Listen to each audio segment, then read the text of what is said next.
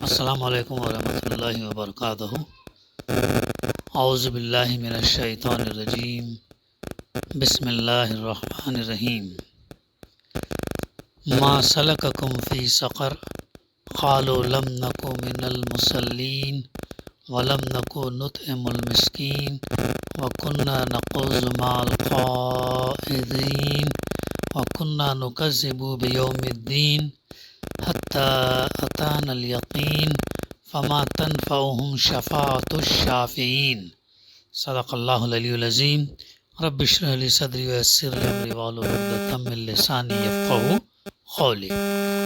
سورہ المدثر، آیت نمبر 42 سے آیت نمبر 48 تک کی تلاوت اور پیش کی گئی۔ اس کی ترجمانی یوں ہے کہ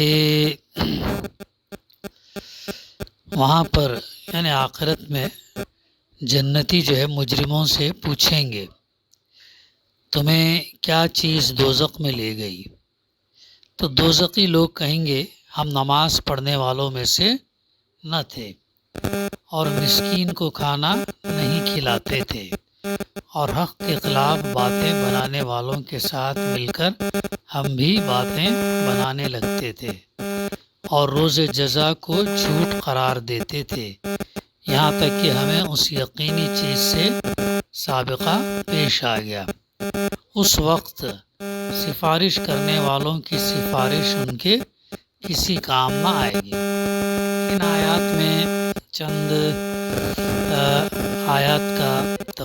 آیات کی تفسیر ہو چکی ہے، جس میں جیسے جب وہ سوال کریں گے اللہ تعالیٰ قیامت کے دن جو ہے فاصلے اور بینائی اور ہمارے سننے کی سماعت، ان تمام چیزوں کو جو ہے اللہ تعالیٰ ہمارے اختیار میں مکمل دے دے گا۔ وہاں فاصلوں کی ڈسٹنس کی اہمیت نہیں رہے گی، بلکہ جنتی دوزخ سے بات چیت کر سکیں گے۔ تو اسی کا تذکرہ ہے جو گزشتہ ہمارے مطالعے میں آیا ہے اور چل رہا ہے اسی کا۔ تو وہ پوچھیں گے دوزخ والوں سے، دوزخیوں سے، کہ کیا چیز ہے تمہیں جو دوزخ میں لے کر گئی، کس وجہ سے تم دوزخ میں لے گئے۔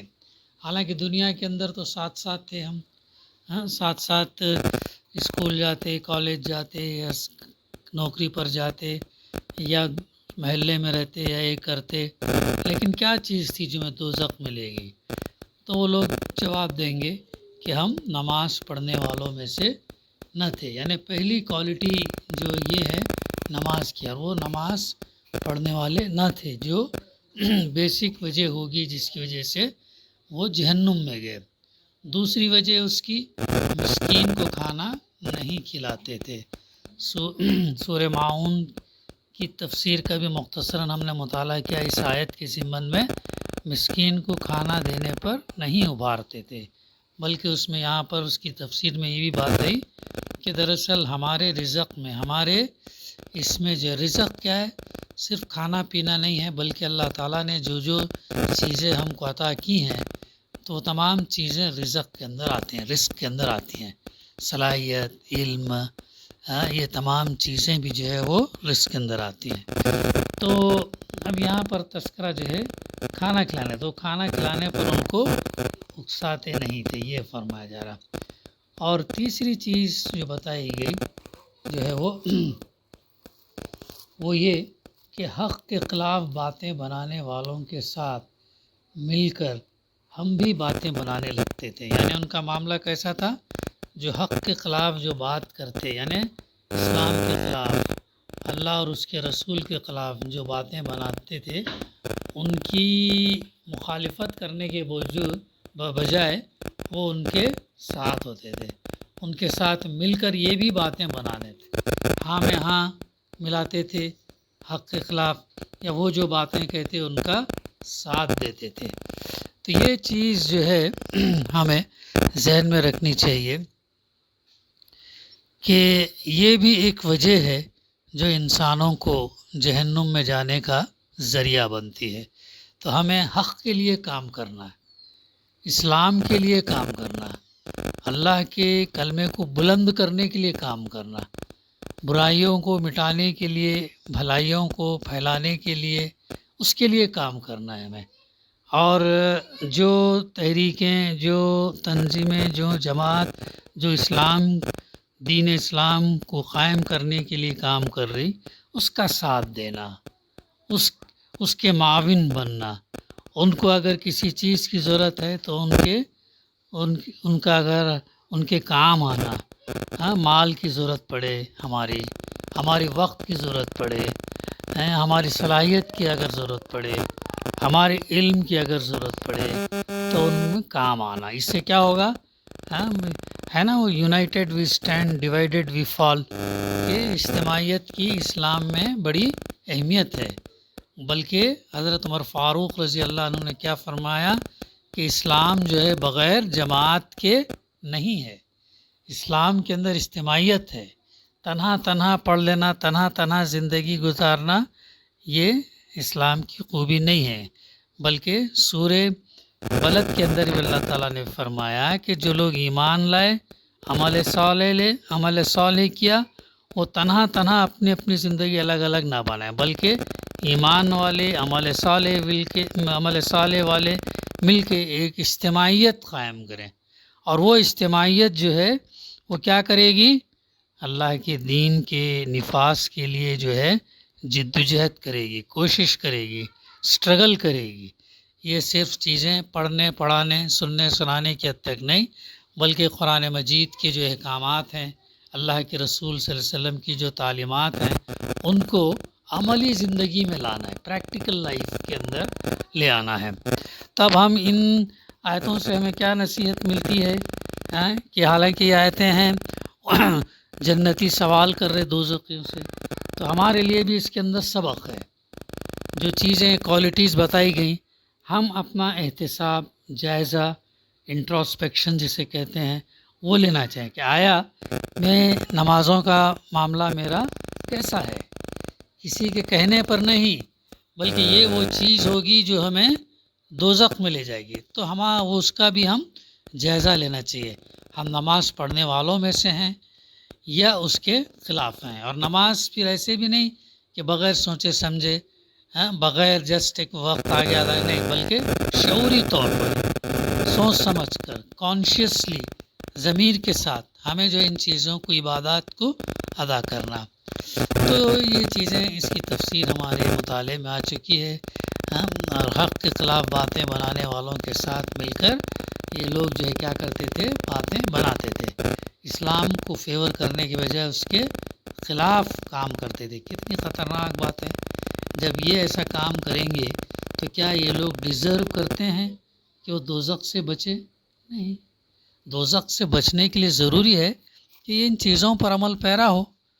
اگر ان چیزوں پہ یعنی عمل پیرا ہونے کے جو اس کے خلاف ہو، یعنی کہ ہم مسکین کو کھانا کھلائیں، نماز کی پابندی کریں، حق کے خلاف نہیں بلکہ حق کی فیور والے ان لوگوں کا ساتھ دیں۔ اور ان دوزخیوں کی ایک اور کوالٹی کیا تھی؟ وہ روز جزا کسے؟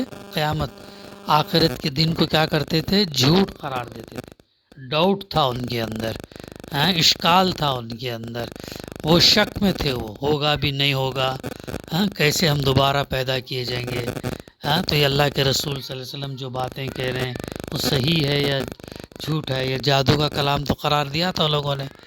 تو روز جزا کو وہ لوگ کیا کرتے تھے؟ جھوٹ قرار، اور بارہا مطالبہ کرتے تھے اللہ کے رسول صلی اللہ علیہ وسلم سے کہ اگر تو آپ سچے ہیں، اگر آپ اللہ کے نبی ہیں تو لے آؤ قیامت، ہم دیکھیں تو صحیح۔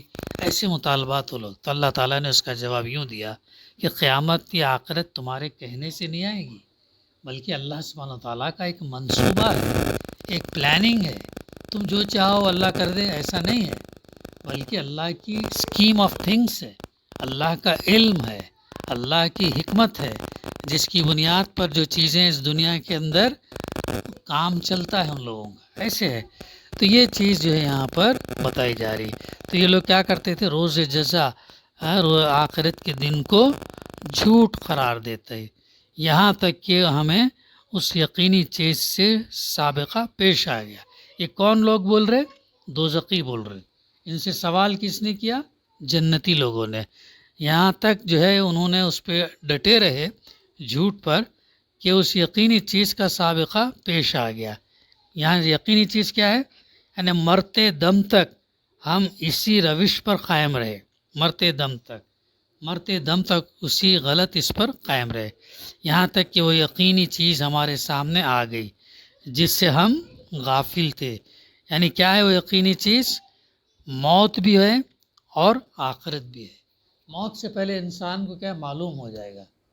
موت سے ذرا پہلے معلوم ہے کہ میرا ٹھکانہ کہاں جانے والا ہوں میں، چونکہ جو فرشتے لینے آئیں گے اس کی، تو وہ اس سے سمجھ جائے گا انسان کہ یہ رحمت والے فرشتے ہیں یا عذاب والے فرشتے ہیں.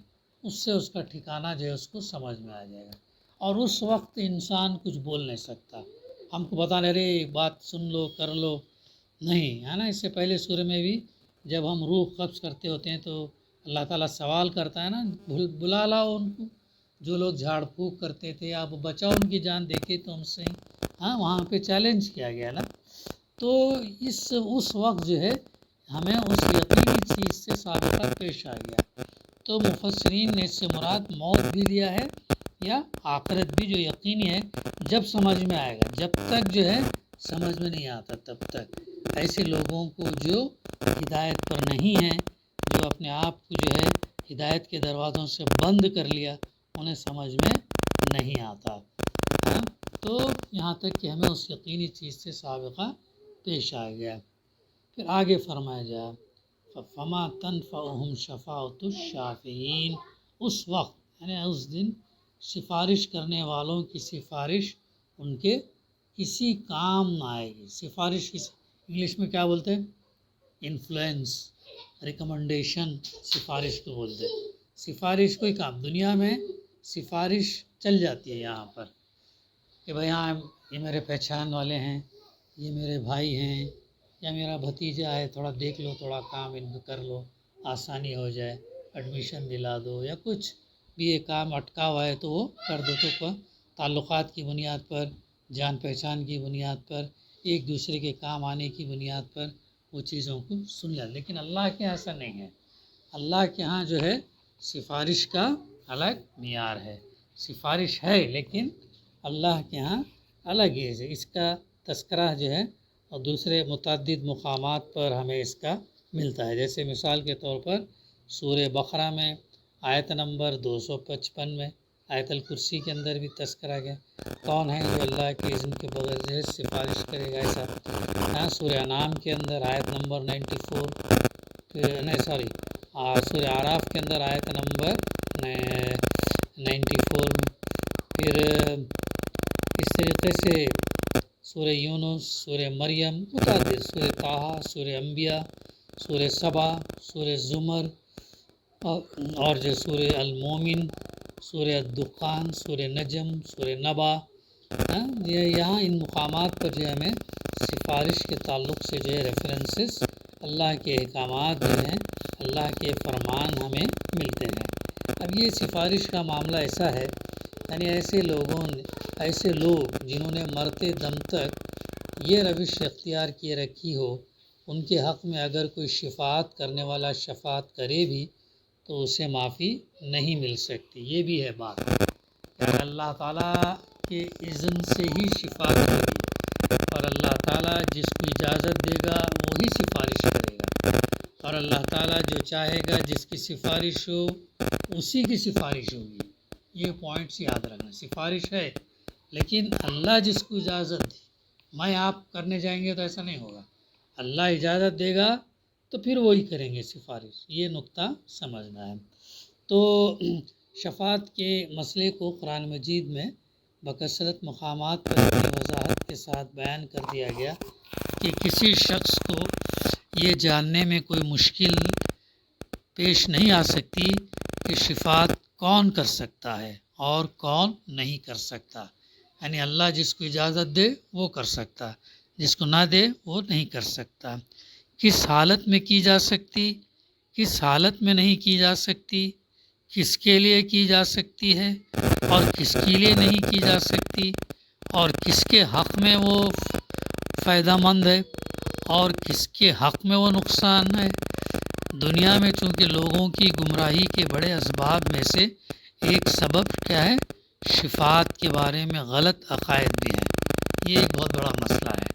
یہ اس کے اوپر تکیہ کر بھائی اللہ کے رسول صلی اللہ علیہ وسلم تمام امت کی سفارش کر دیں گے ایسے، تو وہ لیکن اس ٹائم پر وہ بھول جاتے جب اللہ کے رسول صلی اللہ علیہ وسلم پوچھیں گے، سوال کریں گے کہ جو چیزیں میں تمہارے درمیان چھوڑ گیا تھا اس پر تم نے کہاں تک عمل کیا، قرآن اور سنت کہاں تک تم نے عمل کیا، بلکہ یہ کہیں گے کہ اے اللہ یہ لوگوں نے تو جو ہے قرآن کو پیچھے چھوڑ دیے تھے، پس پشت ڈال دیے تھے، ہاں اس پر عمل پیرا نہیں ہوئے، تو اس وقت کیا حال ہوگا اس وقت جو، اور اب یہ سمجھتے ہیں کہ اللہ کے رسول صلی اللہ علیہ وسلم سب کو سفارش کریں گے، چاہے ہم عمل کرے ہوں نہ کرے ہوں، ہاں ایمان کتنا ہمارا ضعیف ہو یا ہمارے ایمان میں نفاق ہو یا کیسے بھی ہو، پر یہ سمجھتے ہیں کہ سفارش کریں گے لیکن اللہ جب اجازت دے اور جس کے لیے دے